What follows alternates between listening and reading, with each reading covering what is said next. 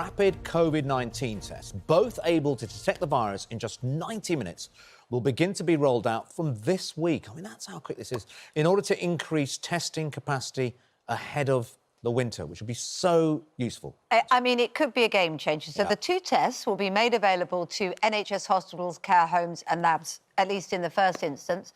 And our correspondent, Louisa James, joins us now from Chelsea and Westminster Hospital, one of the locations where these tests will be carried out. So, Louisa, you're about to undergo the DNA nudge test, because there are two tests, aren't there? 160, 190 minutes. Yeah, and this is basically it, believe it or not. It's been described to me as a laboratory in the palm of my hand, and this can give me a result in 90 minutes. We're going to try and demonstrate that for you today, but in order to do that and get it back before the end of the programme, we need to get on with it. So, this is Dr. Luke Moore, who's going to do the test on me today.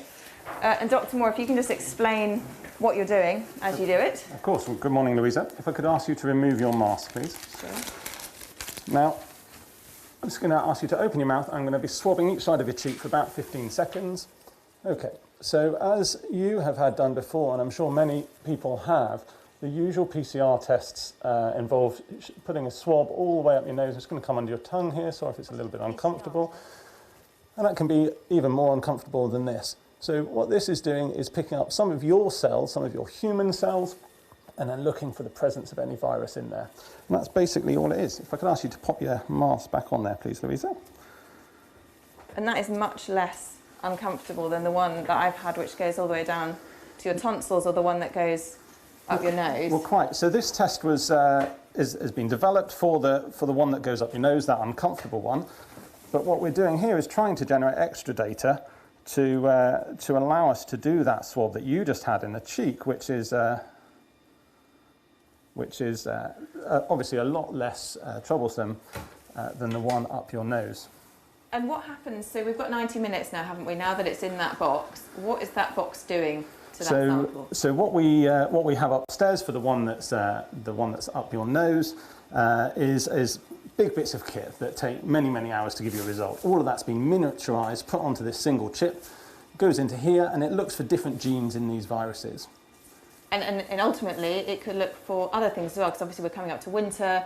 You're going to need to be able to tell whether someone's got flu or coronavirus, and this could help do that. Well, that's exactly my problem as a doctor. Is right now everything is coronavirus, but as you say, when it comes into autumn, I'm going to be needing to keep our patient flows really safe, make sure that people with coronavirus are in the right place, people with flu are in the right place.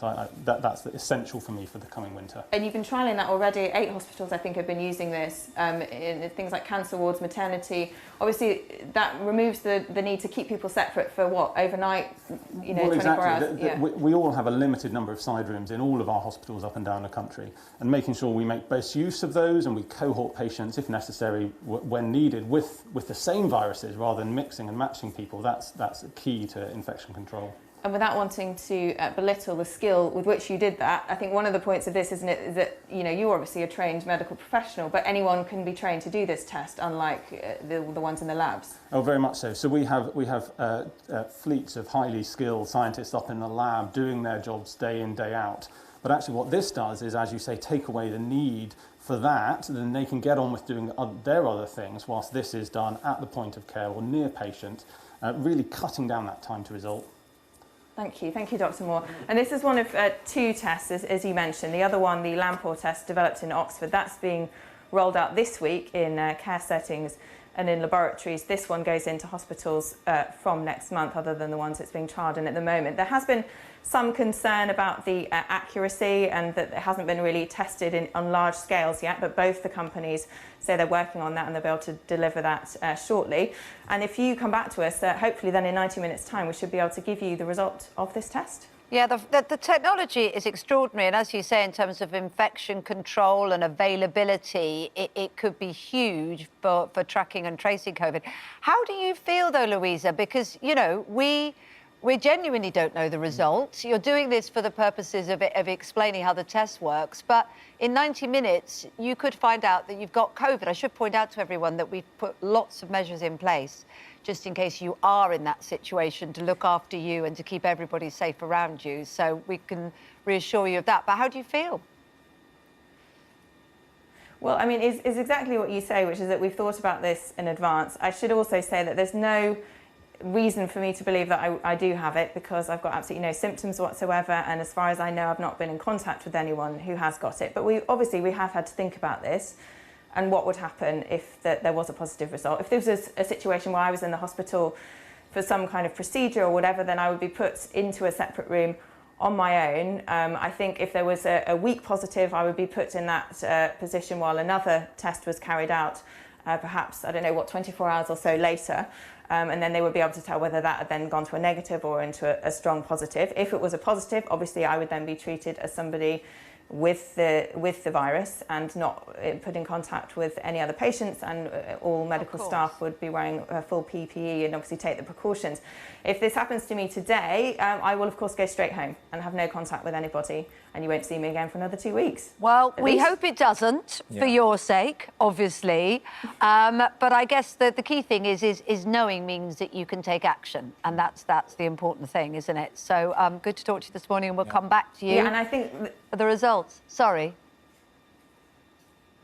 No, I was just going to say that you talk about how we don't know whether I've got it or not, and obviously I don't have any symptoms, and as I say, I've not been in contact with anyone, but this is one of the most terrifying things about this virus, that, you know, for all I know, I could have it, and I could be wandering around shedding the virus with no symptoms whatsoever. That's one of the most important things that we've learned about it.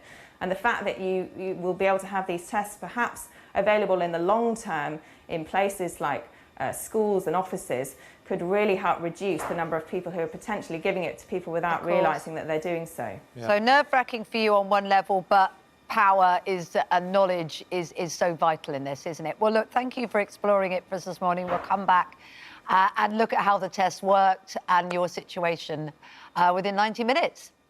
Thanks, Louisa. Dr. Sarah Jarvis, I'm just seeing Louisa having that test done. It looks so easy to do. I mean, a doctor was doing it there, but the sign is that if this could be rolled out to offices and workplaces, anybody could do it. You could do this at home. It's not very intrusive. It doesn't have to go too far up the nose. It's just in the mouth. This could be a game changer. What effect do you think this could have for us? Well, firstly, we need to know that it works on a larger scale, because these are fairly new technologies. The PCR test, the polymerase chain reaction test, it's been around for a long time, but it does take a long time, because what we're doing is we're taking the RNA, which is the genetic material of the virus, we're turning it into DNA, and then we're making 35 billion copies of every strand of RNA. But that takes a long time, so you have to keep heating it up and lowering it down. With this, you're using different technology. And for instance, the lamp one you've just referred to, they can do it at the same temperature. They can use chemicals to do that. Firstly, it's much quicker. Secondly, you can see changes with the naked eye. To be able to do that really quickly would be extraordinary, because we know that if you've got somebody going into hospital, then it's really important to make sure they're not shedding it. If you've got somebody being discharged to a care home, essential we avoid the disaster we had in March of discharging people. But if it's not sensitive and if it's not accurate, that's not going to be good enough. OK. No. Thanks, Dr. Sarah Jarvis. And we'll get the results of our first ever, that is the first ever time that test has been done on live television. We have a result, don't we, Louisa? You're there at Chelsea and Westminster Hospital for us this morning. How's it looking? Hi, Kate. Well, yeah, if you're watching about 90 minutes ago, you will have seen that I had this new test. It effectively involved this thing here and a mouth swab inside my mouth for about 15 to 30 seconds. Then they put that swab into this. This went into a machine. 90 minutes later, Dr. Luke Moore, who carried out the test, has the result, which has come straight to this iPad here. So if you zoom in, you can see. So I'm pleased to say, Louisa, that you have a negative result, so you do not at this moment in time have coronavirus. Which is a great relief to all of us, I think. It is indeed. And obviously it's only taken 90 minutes, which is, you know, how much of a game changer is that for you in the hospital? So for us, our hospitals are open, they're safe, and we're trying to make sure that all of the pathways through the hospital are safe and all of our patients are protected.